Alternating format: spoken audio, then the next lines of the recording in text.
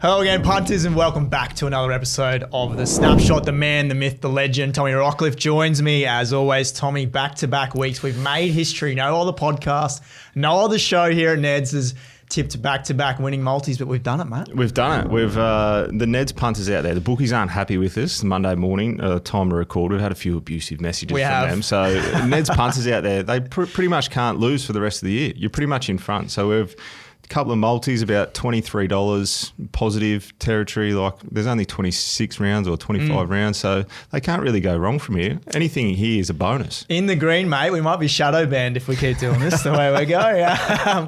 Let's look ahead to gather rounds. We're not even going to talk about the weekend just gone because we've got a festival of footy coming up in South Australia this weekend. And we're going to start on Thursday night with the Crows taking on the Cats. We just spoke off air about how you feel about this game, but Crows handed their first defeat against the Suns last Saturday. You were at that game on the Gold Coast. What did you make of them? Yeah, ripping game. Both those teams look like they'll play finals now. I think it's exciting times for both of them. It's been a long time between drinks, particularly for the Adelaide Crows. They played in the grand final, haven't been back since. They were impressive. They looked down and out a couple of times on short turnaround, hot conditions, but they found a way to get back into it. And then the Gold Coast, they're coming on in leaps and bounds, and they're probably due to play finals. I mean, they've been in the competition for nearly 15 years now and haven't tasted that. So it was a ripping game. But my concern for the Crows on Thursday night is a 6-day break, hot conditions, and then a 5-day break and hot conditions again. So they've gone 6-day break from the week before, from round 3 when they took on North Melbourne, which was hot over in Adelaide, then really hot midday game against Gold Coast into a 5-day break. Geelong had pretty much a training drill against Melbourne, so I'm leaning towards Geelong in that one. No, I can't disagree with you either. And we saw the Cats really feast off turnover last week against Melbourne, and then the Crows are a little bit sloppy in that department as well. So, yeah, I think this is a big danger game for Adelaide. We'll go ahead to Sunday. St Kilda taking on GWS at Norwood Oval. Before we get into the nitty-gritty, what sort of do punters need to look for when it comes to Norwood Oval? Is there anything different about it? It's a bit pokey, it's short. You're probably... You play a bit more direct, so I'd imagine it may be a little bit more contested, but some big scores could be had there, I think, because you win it out of the centre bounce, you get it deep inside 50, you don't get lost out on the wings. It's not like an MCG or something like that. We've seen the scoring power of the Giants yesterday.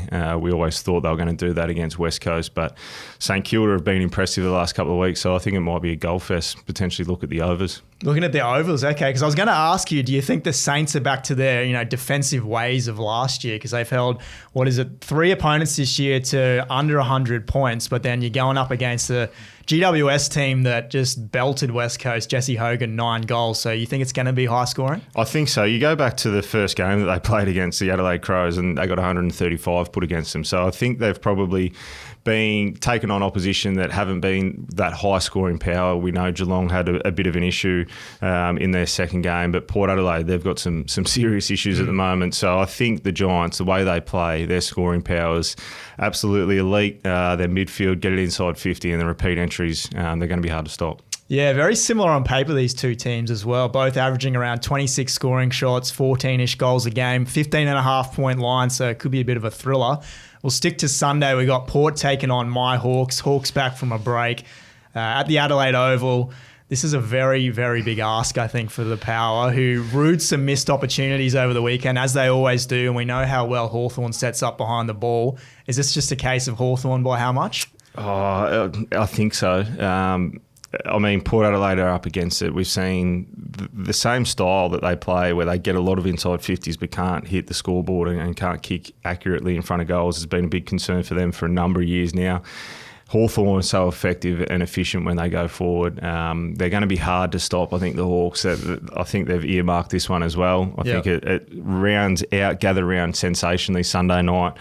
This contest we know what happened last year with Ken and whatnot. So I was going to say, this has always been a rivalry in a way, but this is definitely one now, surely. Yeah, it certainly is. I think you can't deny that. The way what happened after the game last year, I think Ken walked away with a 30 grand fine or something like that from the game. So, I mean, Hawthorn are going to be fired up, and Port Adelaide, they just don't look like the team that they have been in the past. They've been super competitive, where on the weekend they got blown away early, found a way to get back into the contest, but their midfield's not firing on all cylinders. Their forward half's not operational as well as it could be, and the back half's, there's some question marks there. So they've tinkered with the game plan a little bit. If they want to take on the corridor against Hawthorn, good luck. Have you got the Hawks in the 8 now? I know at the start of the year you said they're not in the 8. Surely you've come around. Well, I think so. I think you can nearly almost predict what the 8's going to look like. I think you can put a line through a lot of teams if you want to quickly run through them for the punters out there. I'll just I'll quickly bring up my notes here. So we've got to pad a little bit. But I think you can put a line through these teams, whether or not they prove me to be completely wrong. But I think you put a line through Carlton. Oh, easy. Put a line through Melbourne. Yep. I had St Kilda, but I'm sort of 50-50 on that one now. Put a line through West Coast, put a line through Essendon, put a line through Richmond, put a line through North Melbourne, put a line through Port Adelaide, and I'm not convinced on Collingwood either yet. So I've pretty much rounded out a top 8 there for the punters out there. Did you say Fremantle? This is a team we always go back and forth on all year. Now into 11th. Yeah, so I haven't put a line through them, but you certainly could. Yeah. I mean, Freo, their best is good enough, but we don't see it often enough, I don't think. And they were good enough on the weekend to get over the Dogs, but then you can nearly put a line through the Dogs as well, because what are they? They've only won 1 or 2 games now. They have, yeah. They don't look like it, but Bontempelli's to come back in. So I think Gold Coast play finals, I think Crows play finals, Brisbane, and Sydney as well. So I think there's 4 or 5 that have set themselves apart from the competition. After that, it drops away. Imagine if we get a Brisbane Gold Coast final down the line. That would be a Q Clash final. It's brewing. Well, the Q Clash isn't far away. Both teams undefeated. It'd be amazing if we got to a Q Clash where they're both undefeated. Yeah, fingers crossed. All right, that's actually a good little segue into the multi this week. I'll recap what we had last week. We got one up at around $10. You took the Cats to cover. And the Giants to cover. I took the Suns to win and Richmond to cover the alternate line. That Giants line at the end was a little bit nervous at 3/4 time, but we got there. Yeah, well, it was tracking on the whole way. Like they were 30 points up at quarter time and then got to enough. And then at the start of the last quarter, I was like, oh, can they blow them away or are they going to put the queue in the rack here? And then they just went bang, bang, bang, and away we went. We just jumped in the line and collected our ticket. To borrow a line from you, we're smoking the cigars. Nice and early. What do you got for me this week? Well, touched on it at the top of the show. I'm going to take Geelong outsiders at 2:25 on Monday morning. I think the Crows just the travel, 2 hot games, 6-day break, 5-day break. I think they're going to be up against it on Thursday night on their home deck. And also I'm going to jump into the Sydney Swans at 2:30 on Friday night. I'm not sold on Collingwood yet. I don't think they're as good as what some of their results have been so far this year. I think Sydney have started to click into gear. They've tinkered with their game plan a little bit. I think McCartan going to defence, they look a lot more sharper. Houston out will hurt them as well. So I'm going the Swans at 2:30. Yeah, good value there. And it sort of set me up nicely because I'm going to back the Blues to beat West Coast just outright. It's $1.19. I know it's really short. That's just how good Carlton's going right now. But West Coast back-to-back road games, that's a big ask for a young team. And then I'm going to take GWS to cover minus 15.5 against the Giants. Against St Kilda, I should say.